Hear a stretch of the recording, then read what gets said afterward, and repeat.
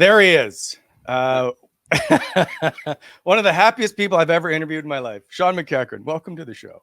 I appreciate that. Thank you, Brent. Never knew that. Hey, are you in the guest cabin? No, I'm in my attic. For the attic. Yeah. Gotta get out of the way. It's a very Boston thing.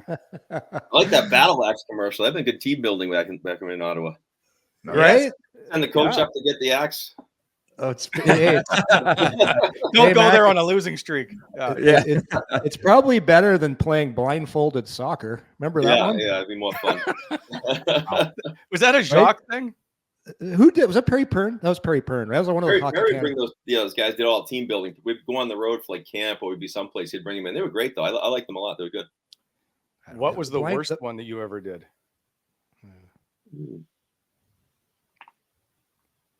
I don't know.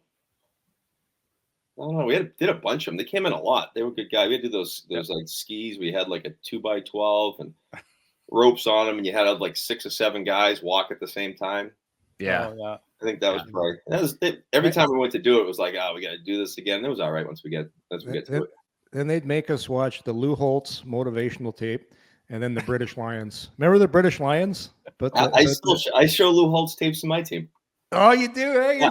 And I still have the British Lions one. Perry like burnt it on a CD, one of those old school, not 8-track, but it was a CD. Have you heard of this? Have you heard it, Bob? Have you seen any of those ones, Bob? No, I haven't. I haven't British, at all. The British Lions is about it's like a rugby team, and it shows their journey and their story. It's a great team building thing. But they made us watch it every year. They had to play the All Blacks, right? They played the All Blacks, and it's their story of what they did and their teamwork and their culture and all that. It's actually pretty cool. I think there's a Netflix special on that tournament now. You can go through the whole tournament with I think there's Wales and Scotland and a bunch of other teams. I turned it on the other. You know what? It's funny. Just because it's not old, eh? It just kind of came out recently. Yeah. All right. I had it on the other day in the background. I'll have to go back and pay some attention to it. But they just get the shit kicked out of each other. It's unbelievable how tough they do. Yes, they so do. McEachern, speaking of watching stuff, do you guys get to watch the Alex Daigle thing? I don't think you can see it on Amazon in the US. Have you seen the documentary? No, but Yorke called me last week about doing this, and he said that the Daigle interview was really good. So I tried to find it on Amazon, and it's not out yet down here. We don't have it. Yeah. Are you in Boston? Great interview with you guys, though. It was. Yeah, you liked it? Yeah, it was great. It's funny. I watched it last night. Man, have you seen it, Bob? Daigle's it? No, we don't get it. Are you in Boston, Shawn? Yeah. Yeah. Okay. Yeah, I'm down in Nashville, so the U.S. Amazon Prime doesn't have it yet. Someone in the chat says ESPN Plus has it. That's right. Okay. Yeah. Okay. Hey, but I'll tell you, I watched it last night, fellas. It is really good. Really good. Like Daigle's, it's really well, and it's short. It's about 50 minutes. You meet his dad who passed away, and it's a little bit sad, but it's really good storytelling. I would recommend anybody to watch it. I enjoyed your interview with Daigle. It was great. That's how Daigle was too. He's a great guy. So I was going to ask you what it was like to play with him, just being you're inside it because of all the stuff that's going on around it. Like, what do you remember about it? I just remember because I was in Boston, and it was I get traded to Ottawa. And I think the day I get traded, Sports Illustrated said Ottawa was the worst franchise in all of pro sports. Yes. And my wife, and we just had a baby. My wife's crying. I'm like, holy shit, what am I doing? Was that article from 2018 or? No, yeah. But I got there, and Gauthier was the Ghost was the GM, and Jacques was the coach, and Perry Pern and Craig Ramsey. I mean, best place I played in a lot. Like, I love playing for those guys. It was a lot of fun, but I just remember Daigle and Bonk and Yash, all those guys kind of taking it all the time. I mean, there'd be articles in the paper about, the only thing that floated more than Bonk was the blimp around the rink and all this other stuff. And it was kind of sad because those guys were all by themselves. All these other guys come in the league top picks, and they're playing with high-end players, and those guys were, not playing with the best players and guys like me. But With Daigle, like, they handled it pretty good. Like, Bonky always had a tough time with the newspaper guys because he kind of went back at him. He didn't know, he was a young guy, but Daggy was funny. He was just always in a good mood, like Yorke was saying, and I was laughing because he always had the best outfits, and like I don't know if you guys mentioned he colored his hair red, Yorke. Oh, I forgot about Red, that. Yeah. red highlights, and he goes out in the ice for warm ups or whatever. He never wore his helmet. I think he got picked off by a puck off the post, but he puts his helmet on. He comes off after the game, and it's all red inside, you know. And he'd always be like in the best suit and everything, and he'd always tell me how I'd like, hey, Daggy, nice suit, and he's like, yeah, $2,000, and I go, do you ever shop anything on sale? He goes, no, I always pay full price. Always. Yeah. He turned his nose up at guys that play full, that got a sale. You're cheap. You pigeon. Yeah. He used to give it to Pitlick all the time. This scarf is worth more than that suit. Yeah. But he was a good guy. So you got traded to Ottawa from Boston for Trent McClary and a 3rd-round pick in June of '96. So, and you just said, like, my wife's crying, and what were you thinking was going to happen? Were you surprised that you got moved? Not so much, because I think that was the year, like, I was in Boston, and they had a bunch of guys kind of like around the 20-goal mark, and I think Steve Hines was there and Ted Donato, and they had been there a while, and Mariusz Tchaikovsky was there, and I thought I was getting traded in the middle of the year to Edmonton for because Ranford got traded to Boston, I think, for Tchaikovsky, and then I get traded over the summer. I mean, Michael Connell was the GM. It was a different place to play. It was a welcome. I didn't think it was going to be, but it was a welcome change for me. I mean, Ottawa was very professional, and maybe Yorke says the same thing, but I thought they were super professional, and we had a good relationship with Perry Pern, the assistant. Craig Ramsey was a great guy, and Jock was a great coach. I enjoyed it. Yeah, it was really like I was the same, Mac. When I got initially to Ottawa, it was just so structured, and like you just knew exactly what to do, what your role was, and it was expected. Like it was a great culture. Yeah, I mean, I was playing for Boston. We played in Edmonton, and I'm on the bus waiting to leave, and Michael Connell pulls me off the bus and starts reaming me out while the guys are on the bus looking at me because I didn't play well or something. And then you come to Ottawa, and like, you know, they just didn't do that. Like it was like you were gonna if you know, we had a whole media thing about don't talk poorly about the team. We won't talk poorly about you in the paper, and just bring up nice stuff. But it was crazy. Yeah, and every day, like Jacques would have every 3 months, he'd walk by you and say, "How's the family? How you doing?" And then 3 months later, he'd ask you the exact same question. just like clockwork. Yeah, it was funny though because you'd have a meeting with him. He had that's the first place I had meetings, like on a monthly or something like that, Yorke. Yeah, monthly. And you go in and meet with him, and he'd start talking, and he'd bring up a few things, and he'd kind of go like this all the time. Yeah. And then, like, at the end, he had nothing to say, but he'd be waiting for you to talk. So sometimes I'd just sit there and say, and it'd get all awkward. He didn't like that part. But he was good. It's like a showdown, eh? It's like, say when, just waiting for somebody to pull the trigger. But yeah, you know, like, I love playing for Jock. He was one of the best coaches I ever played for. But like, my wife was on, I went to the Olympics in '98, and my wife went home. She ended up being on bed rest at home in Boston, and I came back to Ottawa, and she wasn't gonna be able to come back. And Jock would give me a day off every week to fly home and see my kids and my wife. And I remember that.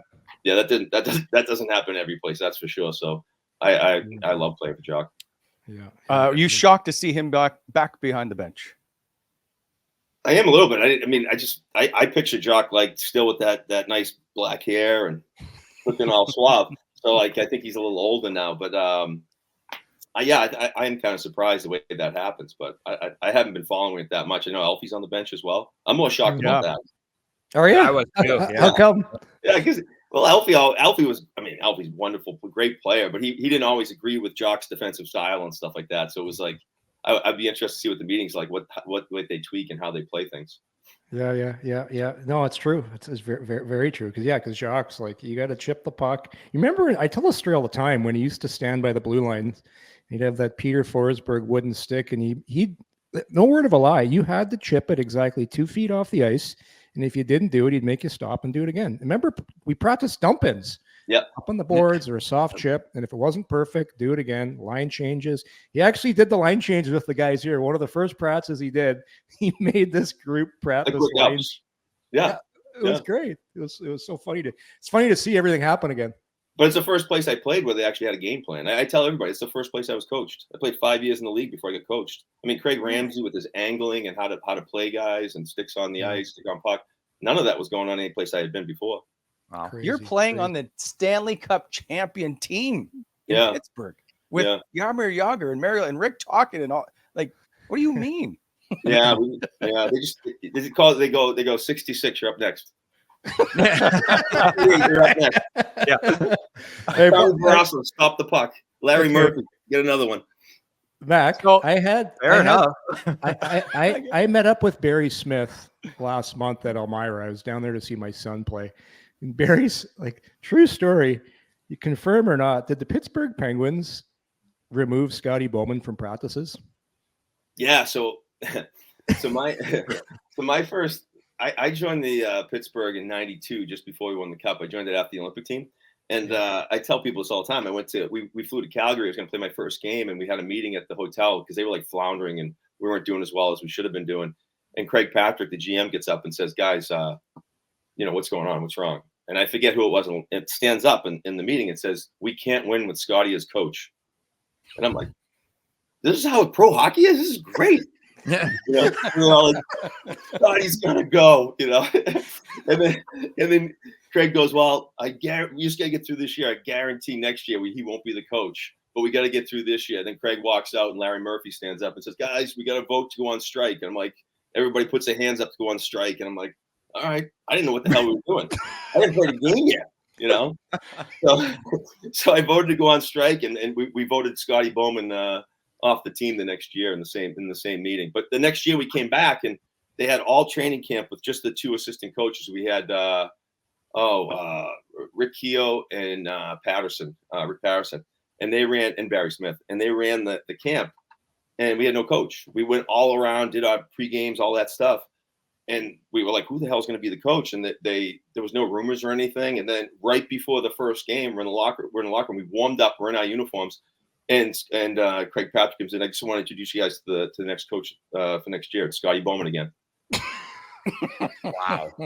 They made a deal. They made a deal with Mario that he wouldn't come on the ice for practice.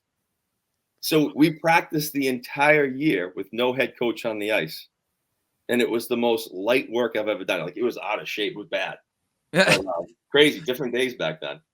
Did the assistant coaches run it, or did the players run it and the coaches just kind of hung out? The assistant coaches would run it, but it was very, lax. Like, Mario came out with a towel around his neck and no helmet, and he'd like skate around like he can, that guy's ridiculous. Like, I've never been on the ice with anybody like that, but he's a righty. He'd shoot the puck and he'd look over at the assistant coaches and he'd give him one of these, and he'd get off the ice in the middle of practice. Come on, this is Bob, that's right up your alley, Bob. And Yorke knows Barrasso. If someone shot the puck too high on Barrasso, he'd leave too, Oh my God. Hey, Bob, I would have been great in the early 90s. Hey, this is true. When we traded for Tom Barrasso, we had a team meeting before he came, and we're like, okay, guys, rumor is we're not allowed to shoot above his pads. So we all knew this when he came in, and the first practice, every single shot was like a foot off the ice. Probably just keep him on the ice, because we heard if you shot high, he was going to throw the stick right at you. I was so excited when he get traded. I was like, wait till you guys see this. This is awesome. He was driving a Bentley in Pittsburgh. We had all a bunch of Chevys in the parking lot at Ottawa. Yeah. Oh, he was so funny. Do you remember he was sitting at the back of the bus and he was pulling out his watches, and guys were like, God, they had never seen a watch like this. And he's like, the other one back home is worth twice as much. What? Really? Tell me more. We were in the restaurant Toronto, and in the playoffs, and he ordered the bottle. He was a big wine guy. You remember this, Yorke? I remember. And he ordered a bottle of wine, and they took a sip. He sends it back. And then they bring another one, takes a sip, and sniffs it, sends it back. We're like, whoa. And then they bring out a bottle of wine. He finally keeps it. And I think it was Rob Zamler goes, oh, wow, Tommy, you know a lot about wine. He's like, well, when you have a $30,000 wine closet, you tend to know a lot about wine. And he's like, you have $30,000 worth of wine at $10 a bottle? That's a lot of wine.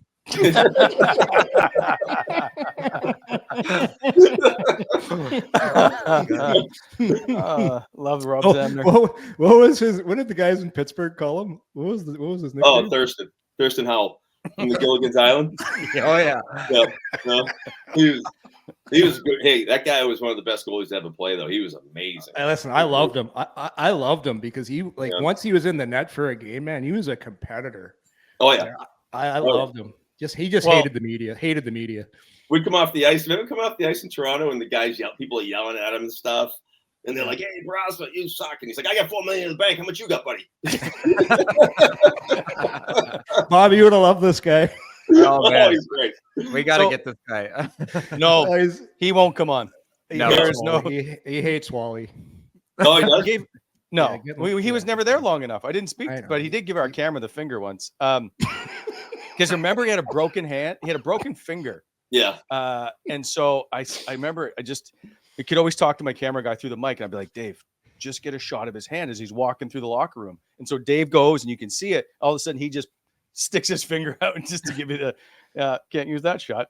You're just mad because when he came, he sat down in his locker, and he did this in Pittsburgh too. And maybe you went over to talk to him, and he'd sit there and he'd just look at you. And then someone else would come over to talk, he'd just look at you, wouldn't talk, and then he'd stand up and go, "Guys, I'm only doing this once. I'll talk to everybody at once, and then I'm done." and he would always look just over your eye line, like he would never look at you, just above you. Anyway, that was great. Kenneth one time asked a question about, I don't know, you had 37 saves or I don't know. And he goes something about a couple of posts. He goes, "You want me to stop the ones going wide too?" So that was in Toronto. That was great. I was like, okay. So why didn't it work in Ottawa when he came here and he played? He didn't play very well. So was there a reason? I don't know. I mean, it was how old? I mean, how old was he then? I mean, he had to be. It wasn't that bad. How old? Well, he only played 3 more years. Yeah. After. I mean, he went from playing high school hockey against my brother. They played 20 games a season, 18 games, right? Mm-hmm. My brother's team beat him in the finals at the Boston Garden. He's 18 years old. The next year, he's playing for Buffalo. He wins the Calder and the Vezina, I believe. Yep. Wow, that's insane. It's insane. Yeah. There's no question he was a great goaltender. That's why I was excited to see him come to Ottawa, because you guys had to beat the Leafs, right? You had to get over that hump, and then Ty Domi jumped in the board's face first. That's where I think Alfie said we would have won that series if Rickard Pearson had better balance. Oh no, if Ty Domi had better balance. Yeah. My last year with Ottawa was because I was a free agent because we got swept by the Leafs. That's the year we brought in Barrasso and we got swept. I'll never forget Yash hugging. You can remember this. Yash was hugging Shane Corson at center ice after we got swept. Oh, come on in for the real stuff here. I'm like, hugging guys after you lose 4 straight? Jesus Christ. He just cost me about $5 million. We checked him the whole series too. He was checking him the whole series. It reminds me of Mike Peck in the year before, I think it was, right? Or 99 Buffalo. Oh yeah. Yash couldn't get away. I got a million questions for you, Shawn, but one of them is you got traded in Pittsburgh your rookie year, at the end of it, I should say, in the offseason, to LA for Marty McSorley, and then was it 117 days later or something? 173 days later, you get traded back to Pittsburgh for Marty McSorley. Yeah. I'm just curious what happened there. It was 173 days too late. It was awful. I got traded. So that was the year that McSorley, LA had that crazy run to the finals when Barry Melrose was the coach. Mm-hmm. Right. And then McSorley got the stick check. Oh. And the Brashear? Yeah. No. Illegal stick. Oh, sorry. In the finals. Yes. They lose because of it. Right. And that year, St. Louis signed Marty to a offer sheet, and LA matched it. Nick Beverly was the GM. He traded them to Pittsburgh for me. I found out in the news because we didn't have cell phones back then. I was out on my boat and came home and I watched on the news that I get traded, and then I went out to LA and quickly realized Barry Melrose didn't have much time for a 5'10", 5'11", fast guy. Oh, he was not happy about it. You played for him, Yorke? He didn't like college guys. No, first thing he said to me, "You ever played in the minors, Shawn?" I'm like, "No." He goes, "I think everybody should play in the minors." Tough start. Oh, that's true then. Yeah. You know what? You know what he said? You know what he said to us? He goes, "You guys all bitch and complain about being in the minors. When you're retired, you're going to look back and it's going to be the best time you ever had in your lives." Like he loved you spending your time in the minors. Yeah, and he was a tough. He was he was a nice enough guy, but he wasn't an X and O's guy. We had a dynamite team in LA, but not much direction we were going. We had Zhitnik on defense, Blake, Charlie Huddy, Waters. We had Kelly Rudy in net. We had Curry, Sandstrom, Robitaille, Gretzky, Granado, Robert Lang. We had a stud team, but we didn't win. And then all the time Barry would bring up McSorley in the locker room about his toughness. That was the year he fought Probert for a long fight, and so I was just kind of waiting to see what was going to happen with me because I wasn't playing much. And then I think McSorley didn't hit it off in Pittsburgh much either. So yeah, they made the trade back. It was me and Thomas Sandstrom for Jimmy Peck and Marty McSorley. Yeah, I was happy to get that. I forgot you were in LA. 49 games. I try to forget. I try to forget. There is. We have one picture. I remember. I've seen you play in an LA King uniform. I had long hair. No, you had hair back then. Yeah, it looked good. Stop it. Yeah, I did. I did a lot with it. Did you have real hair? Real hair? Did you have the Zamner hair? Remember the Zamner hair? Yeah, I still had hair. Then I get rid of it when I get to Ottawa, but that was enough. Nobody told me in time. I had a couple bad years there. I had to get rid of it. Yeah. Before I get to the Ottawa stuff, you said, I watched an interview with you, that you didn't keep any milestone pucks, not your first puck, not your 200th goal or any of that. Why not? What did you keep? I don't really have anything. I have my first stick in the NHL, I think. I don't have my first goal. I have a puck that says NHL on the plaque that says first goal, but I don't have the puck. Yeah, I don't know. I just forgot to. I wish I kept a lot of stuff. I was in Pittsburgh. I was in Pittsburgh this past week recruiting, and Brian Trottier walked in the rink, and he was always such a nice guy. So I was talking to Trotz a little bit, and then it made me remember when I was in Pittsburgh, and he would leave notes in my locker about things to work on in my game. I'm like, that's what I should have saved. I thought that was kind of cool. That's kind of cool. Yeah, that is cool. Yeah. But no, I never saved much. No. Really? It's interesting to me. You did play with the Easton Synergy that's coming back, the silver one. There's some pictures I've seen, and it started to come back now on a different wrap. You had in that Pittsburgh team, because all the Hall of Famers. Did you appreciate it at the time? No, I think probably like everybody else, you're just trying to earn your spot. And I mean, you're on the bench. If you're on the bench and Mario Lemieux's on the ice, it's literally like watching a high school, like a 21-year-old guy play with 15-year-olds. It's insane how good the guy was. Just bigger, stronger, faster than everybody. So that when you watch him, in practice, you're playing down low against him. It's what am I going to do here? And then Jagger was the same way. But yeah, the guys, they were so good. And then Rick Pockett's one of the toughest guys I ever played with. It was a crazy good team. Yeah. I remember every time when we were in Ottawa, we'd meet, because Jagger was at his best back then. Jagger was almost unstoppable. I'll never forget this. Mac used to come because you'd be in two different rooms. You'd have the forwards in one room and the D in that shitty old rink. Mac would come into the defense. He was like, guys, slash Jagger's hands. He hates getting slashed in the hands. Think about your game plan. So our whole game plan to stop this guy was just to slash his hands. Who does? Bob, do you like getting your hands slashed? No. It's like we talk about goaltending. They're down on the first shot. They hate traffic. I'm like, what goalie likes doing that? So what forward likes being slashed on the hands? But back then, Yorke, you'd wear armor on your wrist because I got my thumb broke through my gloves. I wore those iTech gloves that were stuffed with newspaper. I missed some playoffs games because you get slashed so hard back then, Yeah, don't talk to Bob about bad hands. Yeah. I could have used the armor. Yeah. I got about 90 IR games for that for broken fingers. But just soft. So you formed one of the best lines in Ottawa Senator history. And the first big line, right? Yorke's favorite line. Yorke's favorite line of all time. This was long before the pizza line existed. Ottawa's greatest line ever. It had a little bit of everything. Just a terrible name. Who named this line?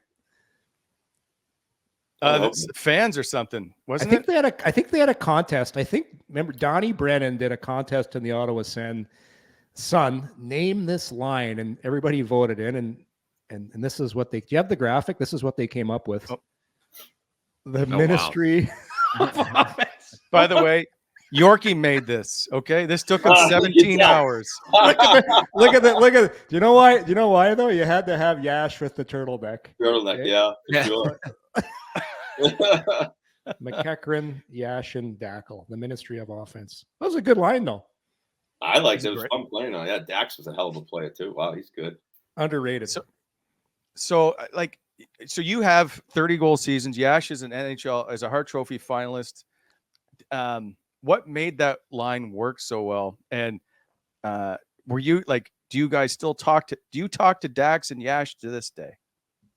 No, I haven't talked to those guys in forever. I didn't. No. I mean, I was listening to the podcast and they talked about, you guys asked Daggy if him and Yash were tight or something like that, I think.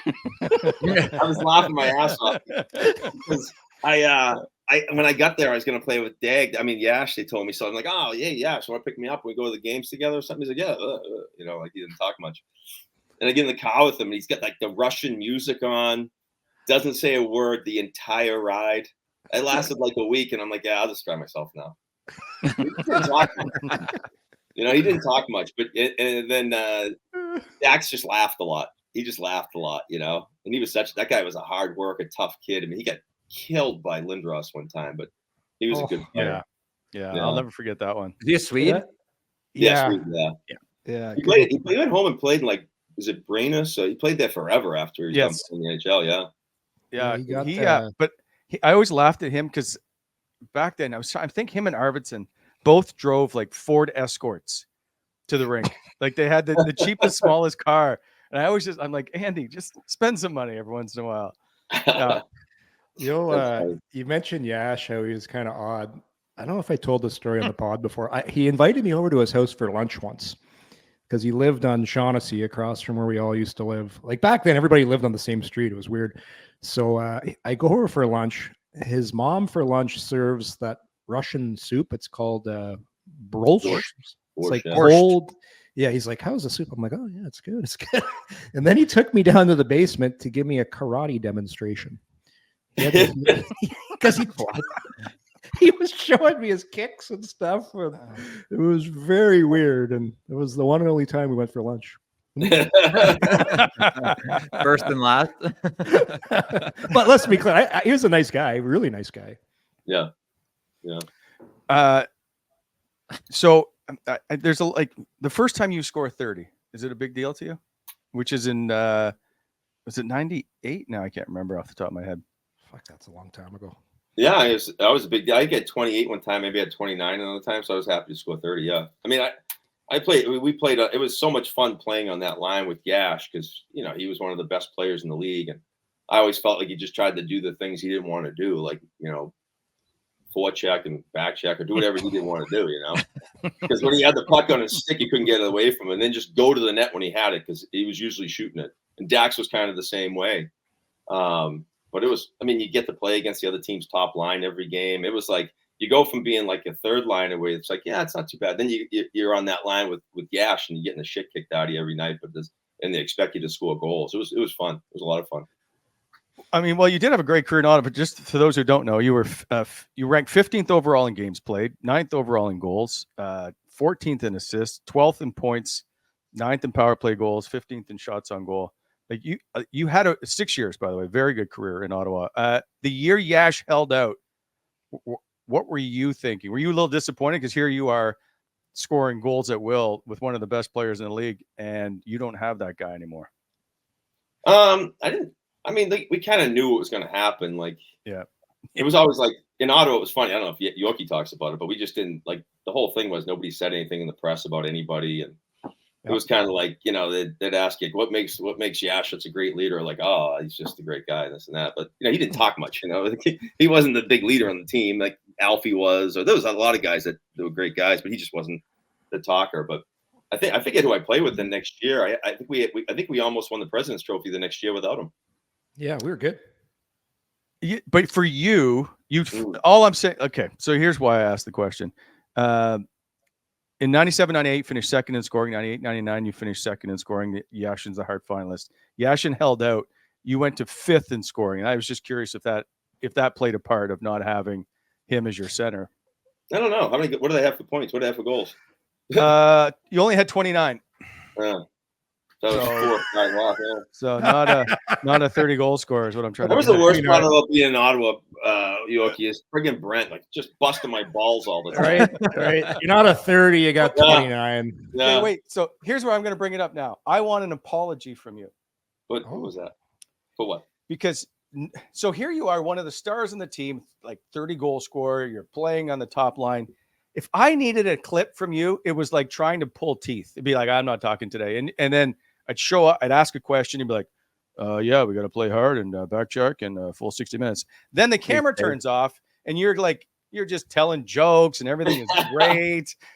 Every damn day. And I'm like, Shawn, can I talk to you? No, I don't want to. So I just want an apology for being so hard on me to try and help this young little fella try to get his story done. I realized quickly in Ottawa when I watched what they did to Bonky and Dag and all those guys, I said, I'm not talking to these guys. I'll talk to them all the time, be their buddies.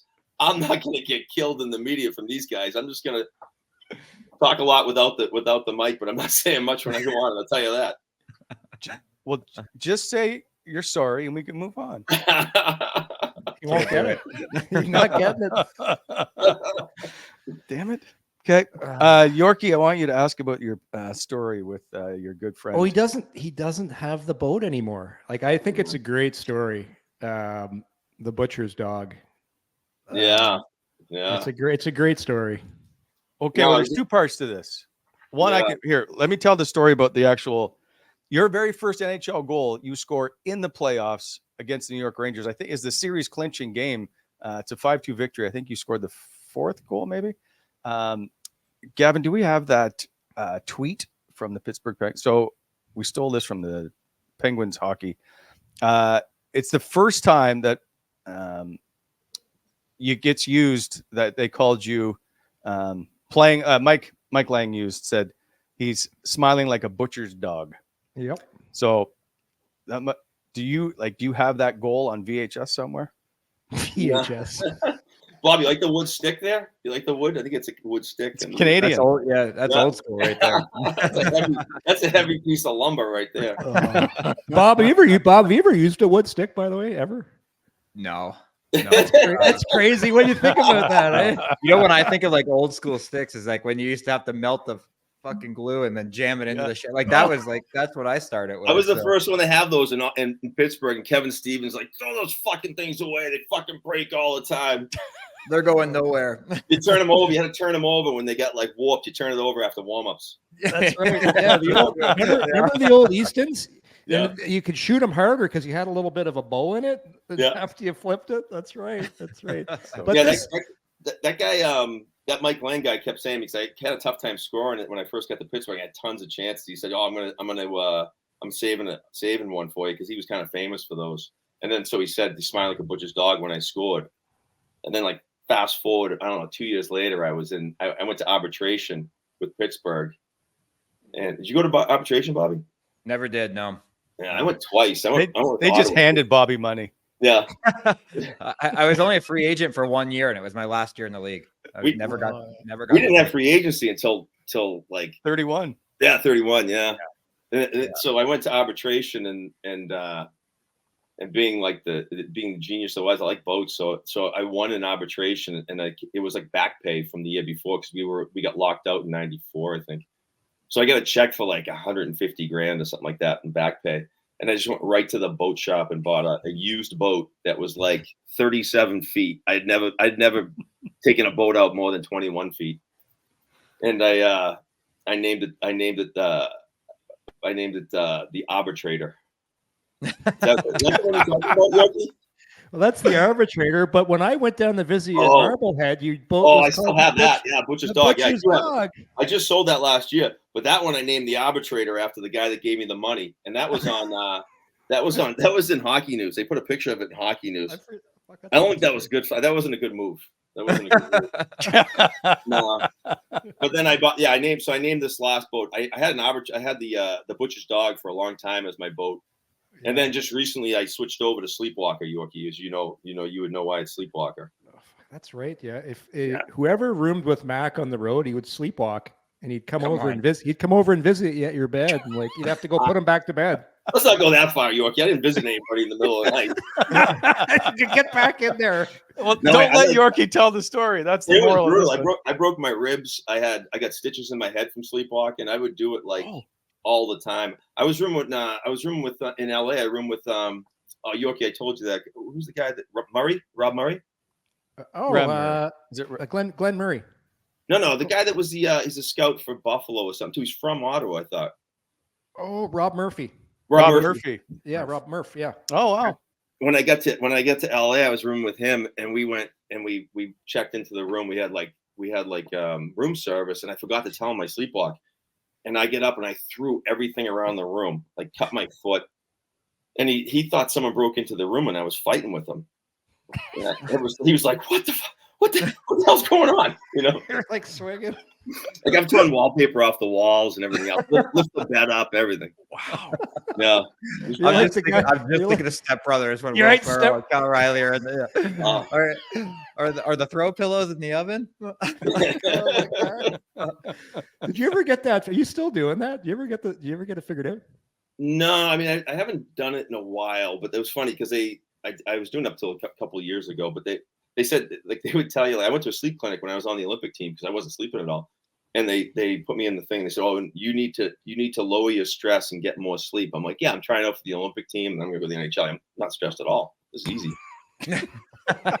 Traveling all over the world. Yeah, it's easy." One more story we got to ask you, and I tweeted this out today. Arguably one of the cleverest pranks I think I've ever seen done on a guy. When we landed in Boston, you set up one of the biggest, I don't even know what to call it. It was one of the biggest hoaxes, and it was so funny with Grant Ledyard. Yeah. Ledge, I haven't seen Ledge in a long time. He was a funny guy though, huh? Oh, old we Yeller. We were at Pittsburgh the night before. It was in February. It was like February 28th. That's my birthday.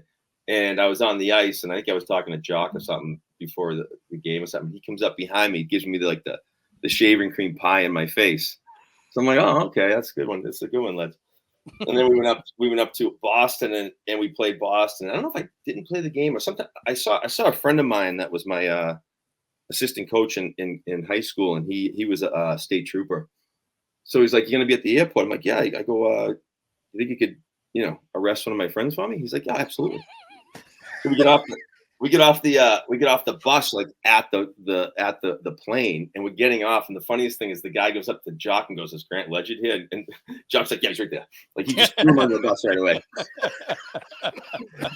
So we get off the bus, we come down the thing, and everybody's kind of like mingling around. There's two state troopers with those funky pants on and stuff, and he starts asking Grant, "So Grant, do you drive a Jeep with a license plate, blah blah blah blah blah?" And Grant's like, yeah, I do." He's like, "Well, you're gonna have to come with us." And he puts him in the back of the police car. And Grant's sitting there, and he's got his carry-on his lap in the back of the police car. And my buddy comes over and goes, "See, you want to let him out?" I'm like, "Yeah, sure." I go over, open the door. "Hey, Grant." That is incredible. He was shitting himself. He was such a good guy. Pie in the face. Let's try. Yeah, he's like, "Pie in the face, getting me arrested." A little bit. But it was so good because it was right at the airport. We got off the plane and the bus, and he believed it too. Like he was shitting his pants. Jock did too. Jock threw him Jock, the bus. Right there. I'm running out of time, McEachern, but I got lots of questions for you. What do you have a favorite moment in Ottawa? I don't know. I thought the first year we made the playoffs at the end of the season, I think we beat Detroit maybe. Yorke was Buffalo in the Buffalo. Buffalo. Beat Buffalo 1-0. Hasek, remember Hasek was hammered the night before? Yeah, we needed that game to get in the playoffs. So, and the place went berserk. Like Ottawa was on fire. It was so much fun. We had a good group of guys there that year, and we just barely made it though. We had come down the stretch there where we had a bunch of games we had to win. We had a big trip to Florida, Yorke, and then we were home. Hasek was hammered the night before our game. So we had. So I know this story. We talked about it. We did a thing that last week. We did a comedy night, and we told the story. Remember Frank Musil? Yeah. Frank Musil was a Czech guy, Bob, and he wasn't playing. older guy, and he was buddies with Hasek. Mhm. And Hasek at the time, he was a known guy. I like to go out and have fun. So Musil said, "Boys, don't worry, I'm going to take care of Dom." So they come in the night before, and Frankie takes Hasek out, and they go out downtown Ottawa. Next morning, Frankie comes in. It's like, "Boys, don't worry. He was hammered last night. He won't be playing. It's all good." And we're like, "Yeah, right. We're gonna get the backup." Because Hasek back then was winning Hart trophies, and like he was by far the best. He was the best player in the league. We had to win this game, so we're like going up to the game that night, and all of a sudden we look down. Hasek's in the starters net. What the fuck, Frank? Like I thought he was hammered. And Hasek ended up playing that game after getting carried out of the bar the night before and stood on his head. Like it was a performance for a guy that, was howling at the noon the night before, but we ended up winning the game. But that's I don't know if you remember that, Mac. Frankie coming in and saying that. It was so. But I agree. That to me is my favorite moment too. Remember the woohoo towels? Yeah. I mean, it was just like all new, and the people loved it. They didn't, they were just dying for a team to be successful. It was a lot of fun. It was really good because I've never, to this day, I think that might be the loudest I've experienced. Obviously, I think 2007 the building was pretty loud, but for me, that's the loudest I ever heard that building. Yeah, it was a fun place to play just because you knew everybody. Like, Brent, we come in like the same people there every day. It wasn't like in a big city. It was good. Yeah, it was cool. It was great. So you liked having me around. That's what you're saying. Yeah.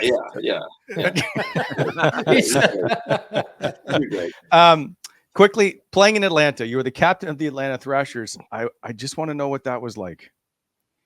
As far as what? I don't like, even someone in the chat was like, "Can you ask about playing in Atlanta?" And I remember looking, I was like, I don't remember you being the captain. And you took over for Ray Ferraro. You played 2 seasons there. I guess what was it like to play in Atlanta? Atlanta was good. It was a fun place to play. And we had some really good players. I got there. We had that tragedy happen when I was there though. Like we had Heatley and we had what's his name? Patrick Stefan. We had the right winger that could score. Kovalchuk. Yeah. I mean, and Patty Stefan. There's another guy though. Just like Daggy and Bonk went to a team that didn't have any older guys, like the old expansion teams. Patrick Stefan was a hell of a player. You know what I mean? He just got kind of stuck. But when I got there, it was fun. We had Kurt Frazier was the coach. I remember playing against him going, that guy looks like a mean prick. And he was the nicest guy, almost too nice. He was the nicest guy ever. And he got fired at Christmas time, and they brought in Bob Hartley. Oh, yes. And Bob had the same type of systems as Jock, actually. And I liked playing for Bob, but he was a tough guy.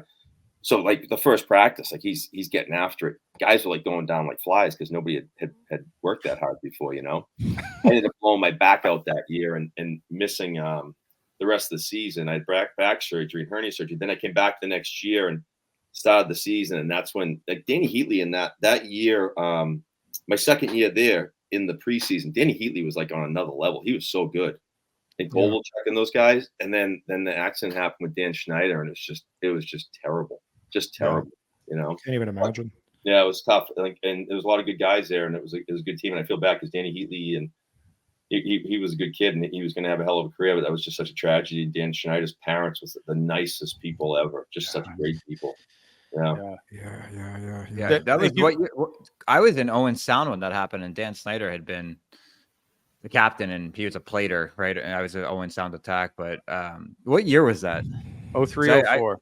That's right. It was my first year there when that happened, and it was such a tragedy in Owen Sound. He was beloved in Owen Sound as a longtime captain there. Yeah, he was a great kid. He was like a real gritty, smaller guy that Hartley loved too. And him and Danny Heatley were good buddies. It was just so sad. Like when you get the news, at 3:00 in the morning, you get a call from Bob Hartley. It was terrible. And it was terrible. Yeah. We're shifting out of that. Did you enjoy the city, like playing there? Because I drive through it a ton. It's not far from me here, and I go down to my place in Georgia. But and I played one game there, and there might have been 2,500 people in the stands. So I was wondering, like, was it a little different then? Were you still early? Like, what years were you there? I got traded there in 2000, 2002. 2002. 02, 03, 04 seasons. Yeah. I mean, I mean, I came from Ottawa. It was like, my last season in Ottawa, I think I was kind of banged up, but like I didn't play well, so I was like, it's fine, whatever. And I was at the end of my free agent contract, and I wasn't going to get taxed 52% anymore. That was pretty good. I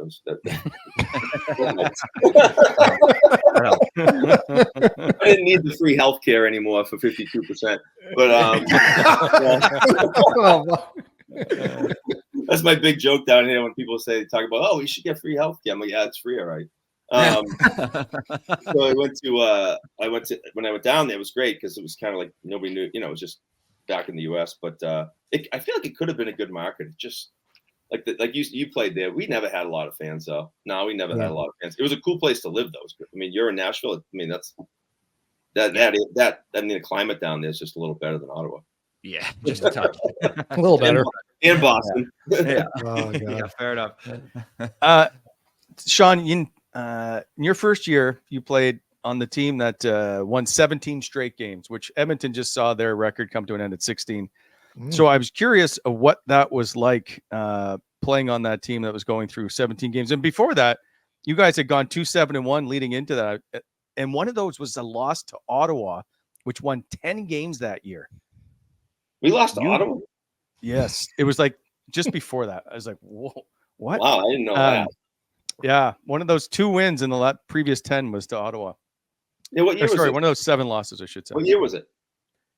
1990 is your rookie year, 92, 93, your first full year. Is that? Yeah, but my first. Because you played the first year. It should have been 93, 94. Yeah, so we played Quebec. I think Quebec was the other good team in the league then too. Right? Yeah, I think so. I don't know. But yeah, that was, I mean, we ripped it off. Like that team that year was winning. I mean, how many games we win? It was crazy. You went 56, 21, and 7. Yeah. I mean, I don't know what year when I came back from LA, when I was playing in Pittsburgh, I was on the third line, and all 3 of us had 20 that year. Marty Strzok and Doug Brown.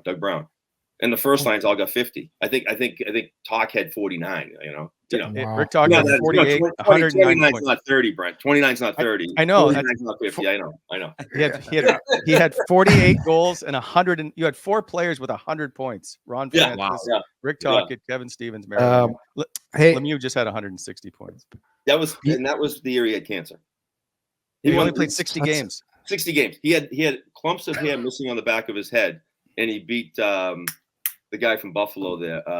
McGillney? LaFontaine. Yeah. Brent, before we let Matt go, we got to ask him about his coaching. Like, you're coaching a new program in second year, right? Yeah, my second year, but the program's been around. But I'm the first full-time head coach, Yorke. That Wally dug that up. That's in the archives. Yeah. Thank you. What's your record? I'm sorry, Wally. I'm sorry. What's the record? Hey, I got it. We can end the interview now. Our record's not strong right now. We have 13 freshmen playing. Oh, yeah. So we have we're trying to get a whole new crop of guys in, but we have a good group. It's fun. It's been a blast. I love coaching. We're like 5 wins and I don't know how many losses, but we're pretty young. Like we played some of the better teams have like a lot of D1 transfers or older guys that have that COVID year. Yeah. And what's your son's team? What's the oldest guy in your son's team, Yorke? Oh man, they've got a 5th-year guy that's like 26 years old at Elmira. Yeah, like it's old. We have a 97 we play against on one of the teams. I have a kid that's an 04. He's an 04. Playing against 97. Yeah. This COVID thing, like there's a lot of older kids, So yeah. So what's your system? Are you more of a Jacques type coach? Yeah, absolutely. You use a lot of his teachings in your style? I do. I appreciated Jock. Like he's I don't know how it was for you guys, but like he's the first guy I had as a coach that like talked to you, and some of it was scripted as we know, but he talked to you about different things and like, when he come in Yorke and say like, hey guys, did you see those guys banging nails on the roof? Yeah. How good a job do we have? Like all that stuff. And the best place, the best job is to be a hockey player and all that stuff. Yeah. I thought he was a good guy. Like those meetings at the end of the year with like who was the guy who was the GM we had that had the big lips, and he's a funny guy. He's a scout. Marshall Johnston. Marshall Johnston. Yeah, I remember going to see I was in Boston and Michael Collins just ripped the shit out of you. Then I go to Ottawa and have a bad year, and you go in to see Marshall, and he's like, Shawn, I'm not going to say you were the best player. I'm not going to say the worst player either, though. you know. Yeah. He always had great sayings. No, he's just a nice you guy. leave the dance that you took the girl to. Yeah, he was a good guy. He was a great guy. You know, he's going to trade you or whatever. He just didn't have to be a jerk. It was nice. That's what I liked about Jock too, though. He was the same way. It was all professional, very professional. And Marshall didn't screw around like when it came to Yash. He was he's not playing. I'm not catering to this guy. Yeah. Marshall was perfect for the GM spot for that time because he was just meat and potatoes. What a trade! What a trade! Oh, that was a very good trade. Yeah, he did okay. Yeah. Who's this Chara guy? Yeah. Now, so I was going to bring it up. Bill McCult went 70 games and never scored that season, and you guys tried like hell to get him a goal. Yeah. Do you remember that last game? I don't remember the last game. I do remember that. I remember he introduced us. We were in the range playing the Rangers. He introduced me to Tom Brady. I'm a big Patriots fan. I was jacked. Oh wow! Because they went to Michigan together. They went to Michigan. Oh, so they were buddies? Yeah. McCult and Brady. Yeah. Wow. McCult was the associate head coach of Michigan until like a year or two ago. Okay. Really? Yeah. That's a nice gig. He was a good kid. Yeah. Before we go, because I have to put this in because it's sponsored, is our Wendy's Did You Know? I had to dig this up today. On March 20th, 1999, you scored the game-winning goal in St. Louis, which would be your 30th of the season, making you just the second Ottawa Senator to ever score 30 in a season. Of course, Yashin was the first. And then on March 21st, almost 2 years to the day later, you scored your second 30-goal season in a 5-2 win over Phoenix.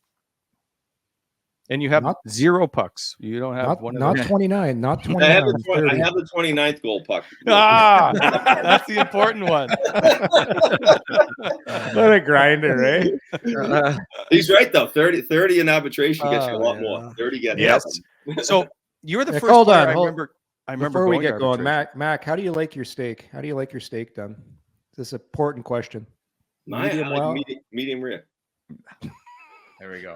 This guy eats his steak well done. No. Wally. Medium well. Not surprised. Not medium well. Medium well.